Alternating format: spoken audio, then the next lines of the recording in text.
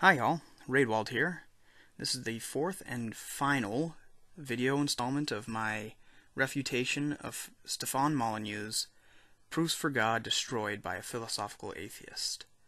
As with the others, I'm just going to jump right in here where we left off last time, so let's go ahead and get started. So here we get to the core of the issue, which is that removing criteria for proof does not establish proof. It rather establishes the exact opposite. This is where rational people and superstitious people... Is that a little partisan bias sneaking out? As if people who believe in God are simply superstitious by definition, and also irrational by definition. You see, that's only the case if your conclusions are correct. If, however, there is a God, then not believing in him is irrational and or superstitious. Of course, that's only true if there's reasonable evidence for the existence of God as well, at least the rationality part. And I would say there is. You may not have come across it yet, right? In which case you can still be a rational atheist. But as soon as you start rejecting evidence in order to maintain your belief that there is no God, you have left the realm of rationality. And could we please stop with the use of the loaded terms here? really get lost. So we say, well, God can't be both all-powerful and all-knowing. Well, he's outside of time. Well, God can't do this. Well, he's outside the universe. Well, God can't do this. Well, it's... If you had provided any context around the conclusions that you had presented, for example, the arguments from which the conclusions are derived, then you would you would see that these, what you present as assertions, are not given in answer to atheist claims, but are actually part of a very logical framework. Much of it actually based on an Aristotelian view of God, which I don't personally follow, but much of the Christian world does. And for one who claims to revere philosophy, you are very quick to ignore the fact that the very aspects of God which you are targeting most are the very views which are most philosophically come by. Right? These views don't necessarily come directly from biblical statements. They come from a philosophical approach about what the nature of God must be. As a little side note here, I'm going to go ahead and ask exactly which criteria for proof were the theists running from in all the examples you just gave above. Just removing all these criterion, it does not... This, again, is some intellectual dishonesty on your part. You have to give some reasonable historical context to these claims. Or, at the very least, provide the evidences and premises that were given in support of those claims, of those conclusions in the first place. But it's not a matter of them simply trying to remove criteria of proof. In fact, most of these claims predate any set methodologies or criteria for proof. Right? They're not coming up with these ideas in response to the assault of science and the scientific method. In fact, the scientific method exists largely because of Christian belief. This is not my own personal belief, not my own opinion. This is largely the consensus among the field of the history of science. But that's not relevant to the point at hand. The beliefs about God that you are attacking here were not a matter of Christians trying to remove criteria for proof, because again, they predate any sense of a criteria of proof, or at least a unified, universal criteria for proof. prove the existence, doesn't even render it uncertain. It doesn't put it into a null zone. It doesn't put it into fog land. It doesn't put it into, well, everyone has their own path. I'll believe what I believe. You believe what you believe. We can agree to disagree. It doesn't do any of that. And here's a... While there are some theists who have started to accept more and more of those ideas, those relativistic ideas, I'd still say it's the majority of us who would say that there is verifiable truth, absolute truth, which can be discerned. And yeah, we may disagree on what the truth is. That doesn't have any bearing on what the truth is. It just has a bearing on what our beliefs are, right? You and I may disagree in that, in the idea that there is a God. God's existence has nothing to do with whether or not you or I believe in him. If I believe in him, it's entirely possible that he does not exist. If you do not believe in him, it's entirely possible that he does exist. Little example. So let's say that this cute and cuddly curly dragon, I come to you and say, this guy exists in the real world, exists objectively. You and I mind. It's not a picture on your screen. It's not a memory in your mind. It exists in a real world, like a cow. Okay, this video is already getting long enough, so I'm going to edit past the next couple of minutes here where he basically just takes his time in explaining that this dragon that supposedly objectively exists cannot be seen, heard, felt, smelt, or tasted. He cannot be detected with scientific instrumentation. He was never born. He will never die. He never evolved. There are no fossils. He doesn't exist in time, and he doesn't exist in the universe. Also, that he can get at this idea that this dragon cannot be detected in any way. The response to this is actually quite simple. Again, he seems specifically to be targeting the Christian concept of God, and then there may be other concepts out there that this may actually cut against. However, I must ask again, what does this have to do with a God who has been seen, heard, and touched, at least that we have records of? This is a God that has been detected. There are those who have had, at least claimed to have visions. Many of these visions actually have some wonderful similarities, and there are also other evidences that I will save for another video because this video is getting long enough. Again, just what does this scenario with an undetectable being have to do with the God that you are most specifically targeting that has been detected? And what happens is this is a kind of weird chess game played by religious people and atheists, where religious people say something exists and then keep stripping away criteria for the proof of the existence of something, and they think that they've stalemated a rational person. This is not at all accurate. It seems like the new atheists in particular simply just shove past and ignore any evidences put forth by theists. It's as if you don't read any of the work that's coming forth on the theist side of the argument, and because you exist within your own little echo chamber, you're happy to accept each other's evidences on face value without looking critically at them or fact-checking or anything like this. And then you assume that you've dealt fatal blows to theism without ever actually having engaged with it. Not true at all. Because if you strip away all possible measures for the existence of something... Nobody has done this. And this is not a neutral thing. This is not a neutral thing. If I say there's a truck and you can't touch it, you can't taste it, there's no way to record it, then I'm saying the truck exists, and yet it fulfills all the criteria of non-existence. In other words, complete indetectability in any way whatsoever. That is the definition of non-existence. In which case, you must have a real problem with the theory, with the multiverse theory. In which case, you also have a serious problem with explaining the fine-tuning of our universe.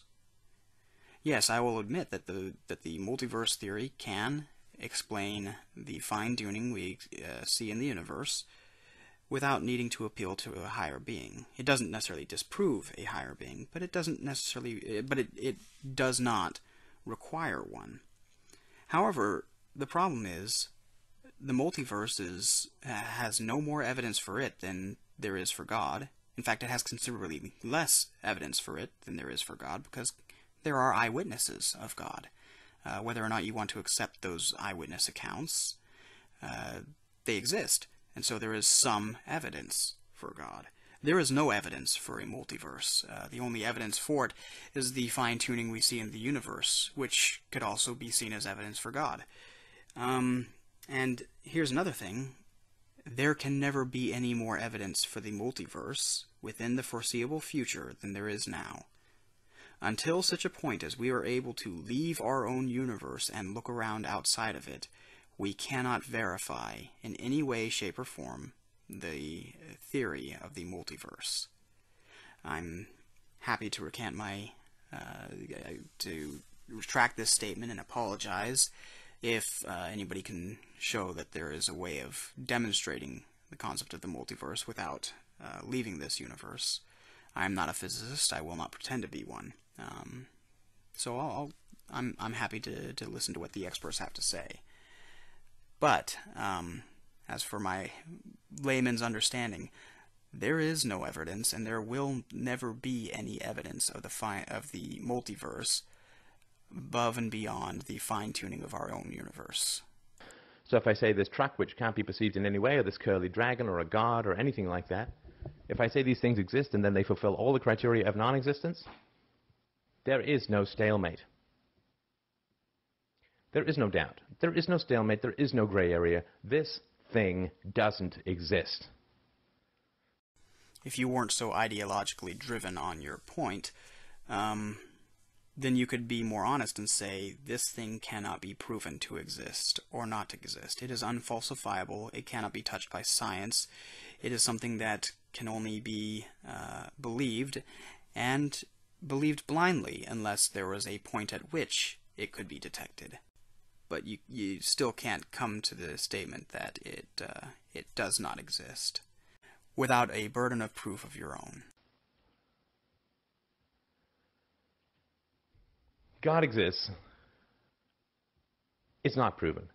Well, certainly not in the statements you've cherry-picked and ripped from their arguments in order to present as assertions. You're correct. It certainly doesn't prove God's existence. The statement God exists. Now then, what comes, people come and say, well, yes, but you can't prove that God doesn't exist, and so on. It's considered not proven, right? And then it's like, okay, well, I can't prove that God exists, but you can't prove that God doesn't exist, so it's a stalemate, blah, blah, blah. That's not the case. It's not the case. It's not true at all. Not true at all. First of all, the burden of proof lies on the person who's making the positive claim. I disagree. Burdens of proof do not follow positive claims as opposed to negative claims. A burden of proof follows a factual claim. In fact, you could actually say a burden of proof follows a claim of opinion as well as a claim of fact. It's just that we tend to apply lower standards of evidence for statements of opinion, right? If you tell me that orange is your favorite color, then for all my intents and purposes, you have met the burden of proof just in stating your opinion. But when it comes to a statement of fact, you incur a burden of proof whether or not your statement is positive or negative about the physical world. How do I mean? Well, let's say, for example, I were to make the negative statement that there is no universe without a God. That no universe exists independently of a God. That is a negative claim. Should it be taken as a fact by default with no burden of proof on my part? What if you, instead of saying there is no God, simply said there exists a universe in which there is no God? Do you suddenly go from having no burden of proof to having one? This is a cheap little game that atheists love to play, and I can't blame you for loving to play it. It means you have no responsibility to back up your claims of fact. You are making factual claims about the universe. You are saying that there is no God. Now, if you were to back up from that and simply tell theists you have not met your burden of proof, that's fine. And you can even operate under the assumption that there is no God and tell theists have sufficiently met their burden of proof to your evidentiary standards. Right? Your standards are your own prerogative. As long as you're being consistent in the application of those standards, then you can be entirely consistent in the position that theists have not met their burden of proof. However, the second you make a factual claim about the universe yourself, you have gone beyond that. And now you have incurred a burden of proof on yourself. For any person to attempt to make a factual claim about the universe, whether positive or negative, while attempting to also shirk their burden of proof for that claim, is an act of intellectual dishonesty which ought not to be tolerated by other people. And you'll excuse me if I find it rather interesting that a man who claims he has no burden of proof has just spent a half an hour attempting to meet his burden of proof. That's a rather interesting contradiction in what you're doing from what you're saying. Right. If I say I've proven a unified field theory that ties all aspects of physics together, if I don't produce any proof, it's not a null proposition. Right? It's just unproven. It's not valid. Unproven is a correct statement. Yes, it could be considered unproven. Untrue is what is at heart here. That is the heart of the issue. And yes, you could put forth a unified theory that could be true and yet unproven. There are all kinds of things that could be true and yet cannot be proved. The multiverse is one example I have given you.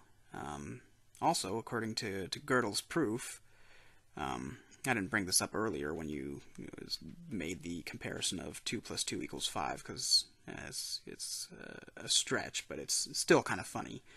Gödel's proof demonstrates that there are arithmetic truths which cannot be proven. That in any consistent axiomization of arithmetic, there are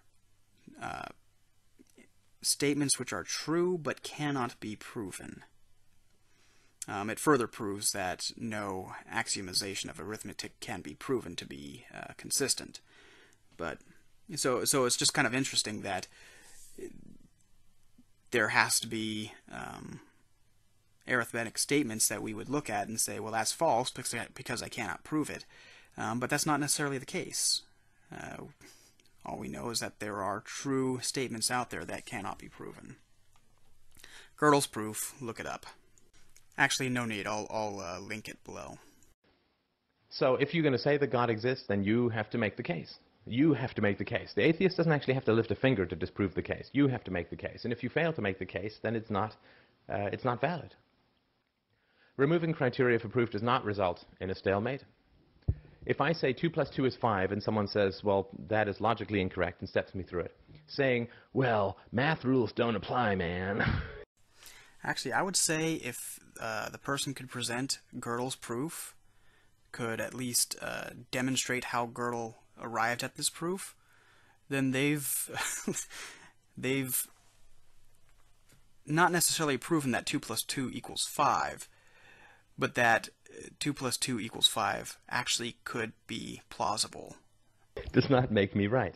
Now try that with your math teacher. Come up with some incorrect answer to a mathematical problem, and then when the teacher gives you a 0 or marks you down, say, oh no, you can't mark that down, man, because math rules don't apply to my stuff, man. But it's math, right? And what is being proposed here in the statement God exists is something that... Math at what level? No, I can't imagine any elementary, middle, or high school math teacher would have any concept of Gödel's proof and would probably just brush it off out of hand. Although, who knows, they may actually go through the effort of looking it up. Particularly if the student was able to demonstrate the proof. However, if you pulled it out on a college professor of mathematics, they may very well be aware of Gödel's proof. And if they're not, they'd probably at least put forth the effort to verify what their student was saying. Again, this wouldn't prove 2 + 2 = 5. I just thought it was a funny little factoid that there's no way for us to demonstrate that 2 plus 2 equals 5 is not true. It very well could be, and it could be one of these true statements that cannot be proven. But the implications of Gödel's proof are way too insane and mind-blowing to really... Actually, I don't even know if anybody's really dealt with it. We've kind of just said, okay, well, that's crazy, but let's just go ahead and use arithmetic all the same, because it seems to work pretty well. Exists. But even if all of that were fulfilled, God exists is a self-contradictory statement, and it's a false statement. So not only does the burden of proof lie with the person who says that God exists, but if you have presented no arguments that God exists is a self-contradictory statement that was without serious flaws within itself. So I'm going to continue on in the belief that God exists is not a self-contradictory statement, and going off of the evidences that I have seen of God's existence, I'm happy to believe that he does exist.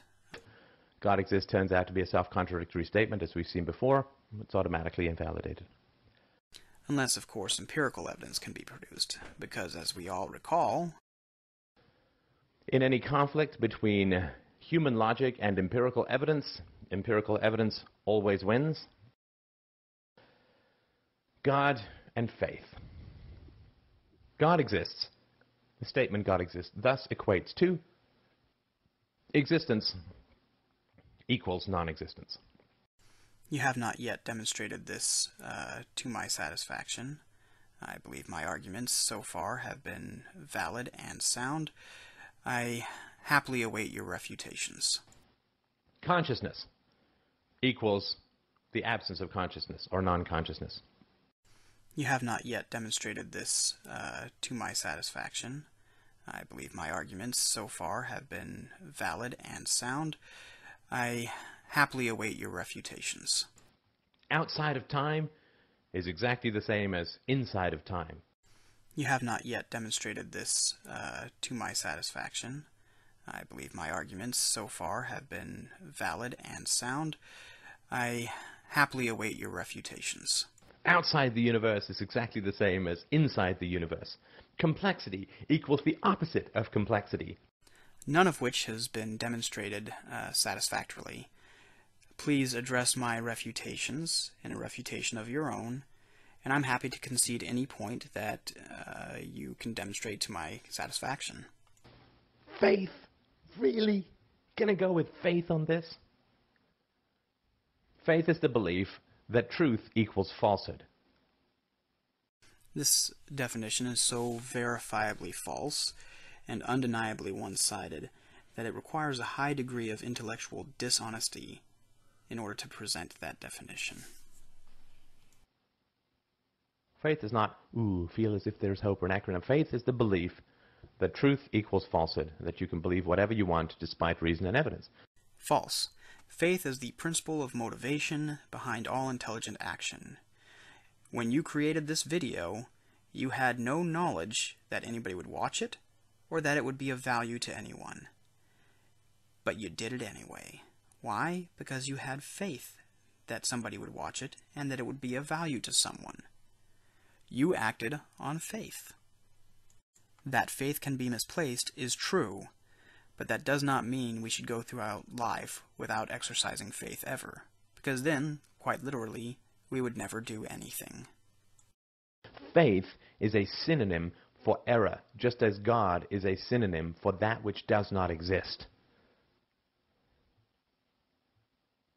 And we got to get rid of it.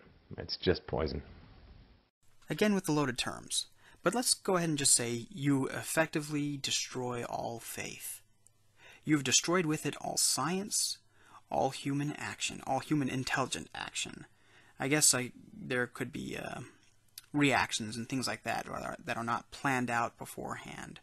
Nothing that is willed could exist anymore.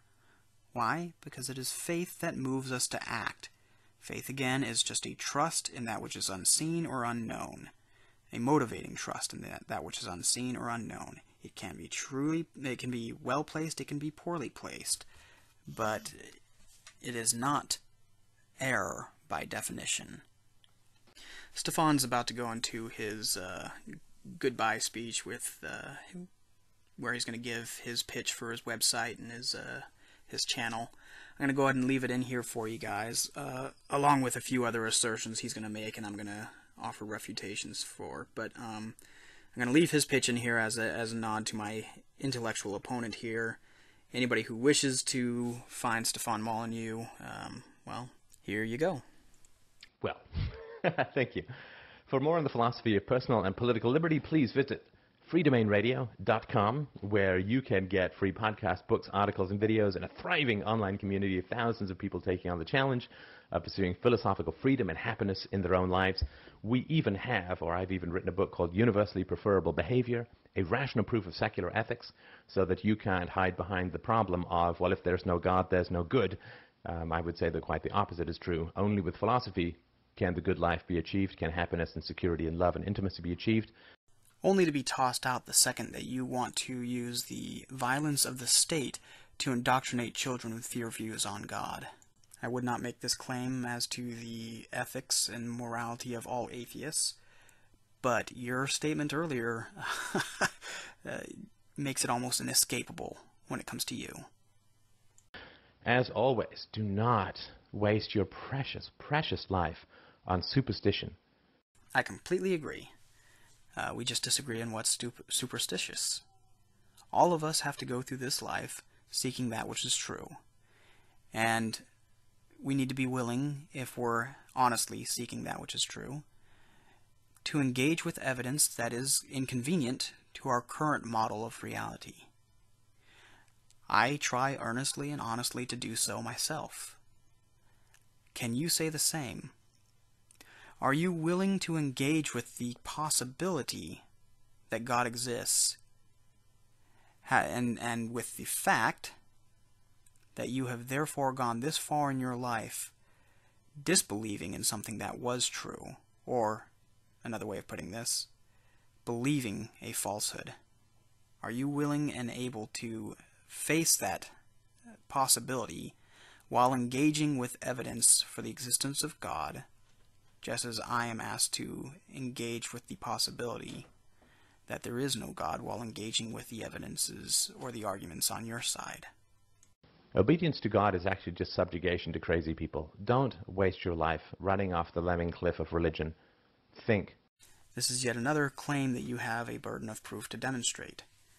This is one of the great weaknesses I see in the new atheism, is that most of what you guys do is actually it's a series of posturing more than it is a series of decent arguments. You create this aura of ridicule and mockery around anything that is religious, any concept of God, and you hope by that to win over converts. And it's a fairly effective tool. Mockery is. You can just look at the tactics of Saul Alinsky as verification. This stuff works. However, if you're actually seeking truth rather than seeking to win in a political arena, then it doesn't work. It will not guide you to truth. All it will do is cloud the field. It will make it impossible, or actually far more difficult, for people to find that which is true, because you are now creating this well, it's just peer pressure. For yourself, reason, scientifically, philosophically, that will bring you joy, that will bring you depth, that will bring you harmony, that will bring you happiness, and that surely has got to be the primary goal of life. Thank you so much for watching. As always, I will talk to you soon. And here we come across some things that we can both agree on. I do believe that finding happiness is the true meaning of life, and that seeking truth aids in that primary goal. In fact, it is inseparable from it. Thank you to everyone who's listened. I know this has been quite a journey. I appreciate it. If you liked this video, then please rate it. Rate it even if you didn't like it. Leave any and all comments below, and we will see you guys later.